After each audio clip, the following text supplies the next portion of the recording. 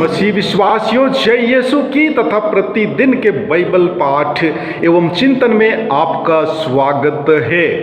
आज का पहला पाठ नबी जकरिया के ग्रंथ से अध्याय 8 पद संख्याएं 20 से 23 तक से लिया गया है। वचन कहता है, विश्वमंडल का प्रभु यह कहता है, राष्ट्र तथा महानगरों के निवासी फिर आएंगे। एक नगर के लोग दूसरे नगर के लोगों के पास जाकर कहेंगे, आइए हम प्रभु की कृपा मांगने चलें, हम विश्वमंडल के प्रभु के दर्शन करने जाएं। मैं तो जा रहा हूं। इस प्रकार बहुसंख्यक लोग और शक्तिशाली राष्ट्र विश्वमंडल के प्रभु के दर्शन करने और प्रभु की कृपा मांगने के लिए यरूशलेम आएंगे। विश्वमंडल का प्रभु यह कहता है, उन दिनों राष्ट्रों में प्रचलित सभी भाषाएं बोलने वाले 10 मनुष्य एक यहूदी की चादर का पल्ला पकड़ेंगे और कहेंगे, हम आप लोगों के साथ चलना चाहते हैं, क्योंकि हमने सुना है कि ईश्वर आप लोगों के साथ है। प्रभु की वाणी। ईश्वर को धन्यवाद। और आज का सुसमाचार पाठ संत लूकस के अनुसार पवित्र सुसमाचार अध्याय 9 पद संख्या 51 से 56 तक से लिया गया है। वचन कहता है, अपने स्वर्गारोहण का समय निकट आने पर ईसा ने यरूशलेम जाने का निश्चय किया और संदेश देने वालों को अपने आगे भेजा। वे चले गए और उन्होंने ईसा के रहने का प्रबंध करने समारियों के एक गांव में प्रवेश किया। लोगों ने ईसा का स्वागत करने से इनकार किया, क्योंकि वे यरूशलेम जा रहे थे। उनके शिष्य याकूब और योहन यह सुनकर बोल उठे, प्रभु आप चाहें तो हम यह कह दें कि आकाश से आग बरसे और उन्हें भस्म कर दे। पर ईसा ने मुड़कर उन्हें डांटा और वे दूसरी बस्ती चले गए। प्रभु का सुसमाचार। हे ख्रिस्त तेरी स्तुति हो।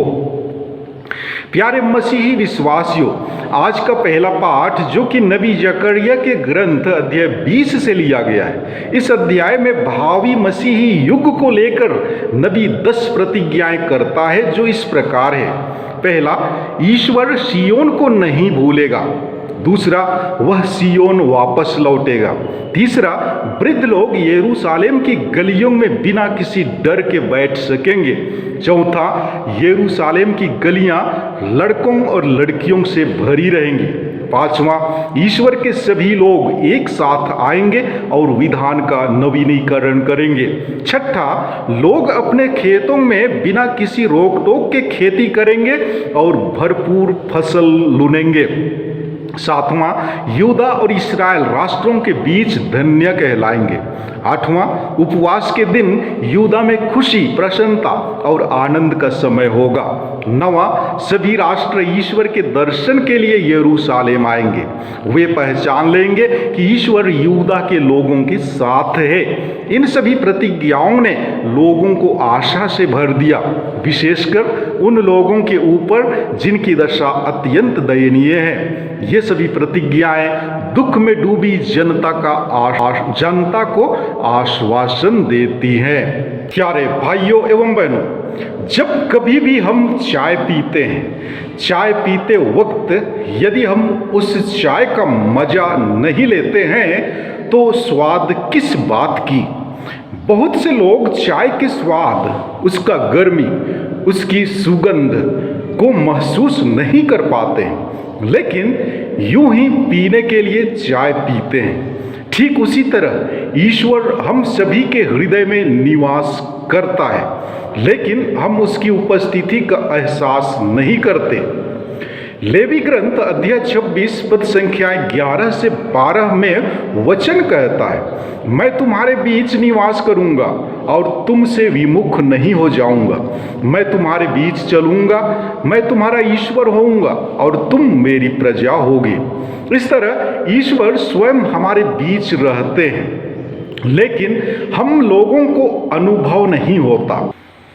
आज के पाठों में हमें बताया गया है कि हम सामरियों की तरह कभी कभी यीशु से वार्तालाप नहीं करते हैं, अपने घमंड से तथा बुरे कार्यों से प्रभु को इनकार करते हैं। आज हमें यीशु को स्वीकार करना है, तभी हम उसके अच्छे शिष्य बने रहेंगे। आज के सुसमाचार पाठ में हमने यह भी सुना कि जब सामरियों ने ईसा का अपने गांव में स्वागत करने से इनकार कर दिया तो उनके शिष्य याकूब और योहन कहने लगे, प्रभु आप चाहें तो हम यह कह दें कि आकाश से आग बरसे और भस्म कर दे। परंतु यीशु उन्हें डांटने लगे। प्यारे भाइयों एवं बहनों, हमारे जीवन में भी कभी कभी ऐसी घटनाएं हो सकती हैं या फिर हमारे साथ भी ऐसा हुआ होगा जिस तरह यीशु और उनके शिष्यों के साथ हुआ था।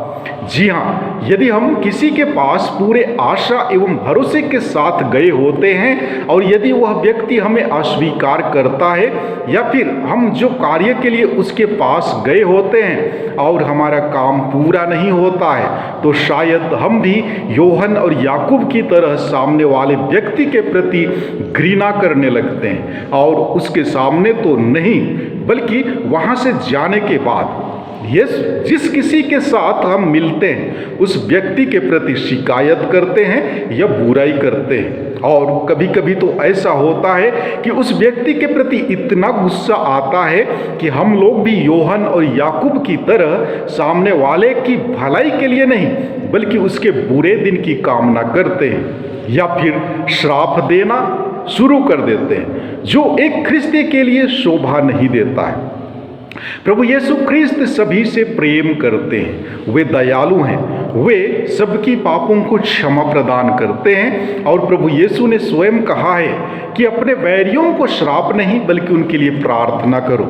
इसलिए आज के सुसमाचार में जब योहन और याकूब प्रभु से कहते हैं कि प्रभु आप चाहें तो हम यह कह दें कि आकाश से आग बरसे, तब यीशु ने फटकारने लगे क्योंकि वह कार्य ईश्वरीय नहीं बल्कि शैतानी था। इस तरह का व्यवहार हम ख्रिस्तियों में भी पाया जाता है। यदि पल्ली पुरोहित आपका किसी काम को या संस्कार देने से रोक लगाता है तो लोग पुरोहितों के बारे में अनाप शनाप बोलने लगते हैं, यहाँ तक कि कलीसिया छोड़ देने की धमकियां देने लगते हैं। इसका मतलब क्या हो सकता है? ऐसे लोग अच्छे ख्रिस्ती नहीं हो सकते हैं। अगर अच्छे ख्रिस्ती होते तो वास्तविकता को जानने की कोशिश जरूर करते।